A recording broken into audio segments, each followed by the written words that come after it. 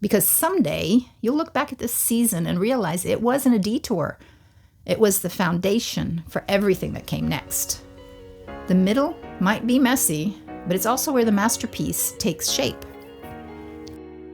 Are you sitting in front of a pile full of tasks for your business, family, household, and everything else to do, and long for that to go away? The trick is creating passive income. Of course, there's some work behind the passive part, but working 20% compared to 120 completely turned around how I enjoy life today. Great to have you here.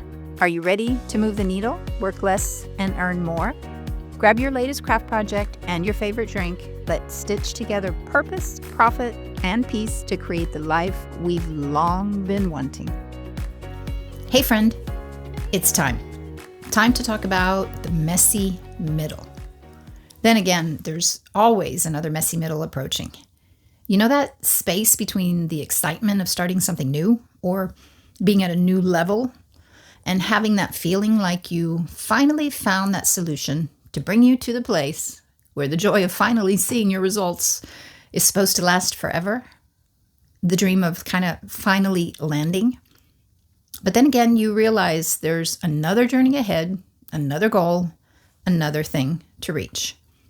That middle part between starting and landing, where a lot feels slow, maybe uncertain, probably frustrating, or just plain messy.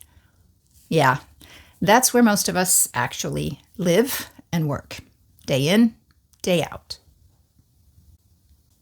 When I've talked to people who have started their online business or creative projects, I hear all the time, I started strong, I was really motivated, but then life got busy. Or maybe I just can't seem to stay consistent. We all get it. It's a totally logical reason. Or an excuse, maybe? Well, life doesn't pause for us to build our dreams. There are family needs, financial stress, work, or business issues, unexpected happenings, sometimes even illness, or just those heavy days when we feel completely stuck, overwhelmed with things to do. But one truth that I have learned is that consistency doesn't mean perfection. It means showing up again, even when it's messy, and then again and again. Then there's the myth of perfect consistency. We often think that consistency means posting every single day, maybe even multiple times per day, chapeau if you do that, never missing a goal, or staying motivated like 24/7, never feeling like not doing it, whatever the it is. But consistency isn't about doing it all the time. It's about not giving up entirely when life happens. I remember one week earlier this year, I felt washed out, not inspired or motivated.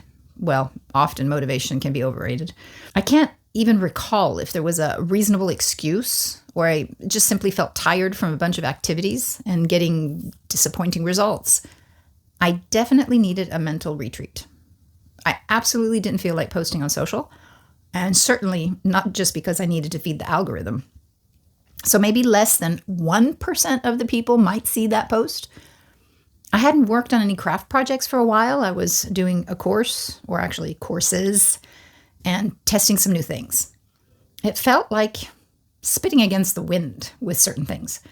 So I decided to grab my last whip, my work in progress, knitting project, and listened instead to podcasts, books, learning videos. I did that for most of that week and still made sure that I took care of the main needle movers in my business, the minimum, which is maybe 20% of the daily effort. I got new ideas, made a few posts when I had the ideas, all while slowing down and taking care of myself. I rested and enjoyed the flow of my needles. I was in a different state, and I don't think I had a week like that in years. Needless to say, something like that was not possible at all when I was in a corporate job. The freedom first lifestyle with an online business has been the greatest win after decades of the opposite for me. For once in a long time, I didn't have my computer on constantly, but continued to make sure I did plug in and did at least the minimum tasks. Just plugging in is half the battle. I know which those tasks are, and I feel good when I keep up with them. I didn't have to do things perfectly, but faithfully. In this case, it was my body that redirected me, not the issues of life. I've been there plenty of times too, but during this time was when I got the nudge to look into podcasting. The idea of not chasing algorithms and using audio versus video, well, that was very exciting to me. Then I could feel like it was time to pick up my efforts again. And the joy came with new ideas. What matters isn't that I missed a few days. What matters is that I got back to it and I didn't get sidetracked with the excuses of daily life. Because every time you return to your goals, you're strengthening a habit and proving to yourself that this is for the long run. Success really doesn't belong to the fastest starter. It belongs to the one who keeps going when it's not easy. So let's look at a few ideas of what to do in that messy middle part. Think about it like this. The messy middle isn't full of setbacks. It's actually the training ground for your next level. The place you might feel the comfort zone. When things slow down or feel hard, ask yourself, what's still working? What can I do right now, even if it's something small? Or what's one thing I can simplify? Some of my best clarity came when I finally stopped trying to do everything and just focused on the 20% that really mattered. For me, that often means keeping my daily mindset routine, preferably in the morning, even when my schedule changes. Posting one thoughtful piece of content instead of 5 rushed ones. Or spending 15 focused minutes instead of hours overthinking things. Small doesn't mean insignificant. It means sustainable. So keeping the faith in the middle. When life looks uncertain, faith is what steadies us.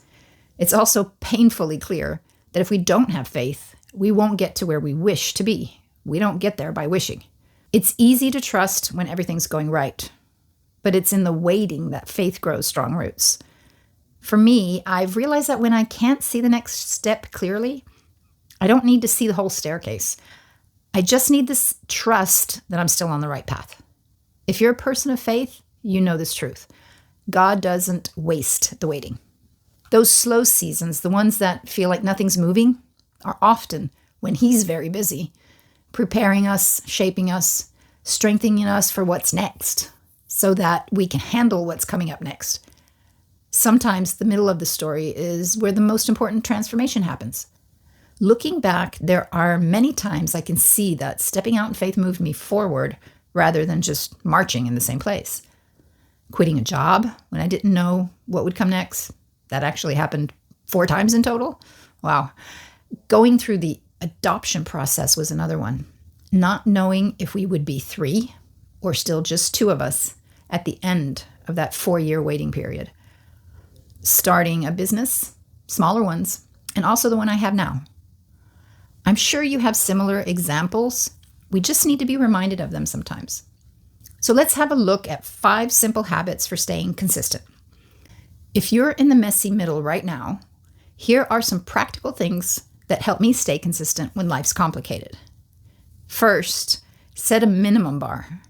Decide what bare minimum looks like on a hard day. Maybe it's writing for 10 minutes, posting only a few times per week, answering maybe a few mails, or checking one key task off your list. That still counts. Second, have visual reminders like sticky notes, Trello cards, phone alarms. Reminders keep the vision visible. Number 3, track your progress, not your perfection. Look back weekly or even monthly and celebrate what you did do. Perfection is usually never required. Number 4, rest on purpose. Rest is productive. It keeps your spark alive. Don't skip it out of guilt. Usually makes it worse. And number 5, keep community close. Stay connected with people who speak life into you, especially when motivation fades. Having a strong community with like-minded people is invaluable. Consistency becomes easier when you stop trying to do it alone. So wrapping all this up, if you're in the messy middle right now, where things feel uncertain, where progress feels slow, if even that, where you wonder if anything is even working. Please remember this. You are not failing, you're forming. Remember, it's easy to turn a failure into a success than an excuse into a possibility. I think it was John Maxwell that said that. Every small step, every quiet act of faith, every time you come back to your purpose, it adds up. Stay in it and stay faithful. Plug in and remain consistent. Because someday you'll look back at this season and realize it wasn't a detour. It was the foundation for everything that came next. The middle might be messy, but it's also where the masterpiece takes shape. I would love to hear what your messy middle looks like. What helps you stay consistent through it? Make a comment here in the comment section. I think Apple Podcasts, Audible, Podbean, and a few others have comment options. Or just message me or share your thoughts on my socials at Vikija & Co. Enjoy the messy middle and don't give up. See you soon.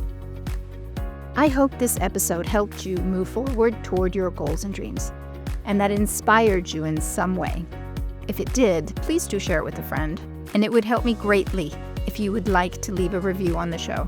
Have a look online at vikija.info, where you can find out more about the online business system I chose to run alongside my knitwear business, and that changed everything for me. That's vikija.info.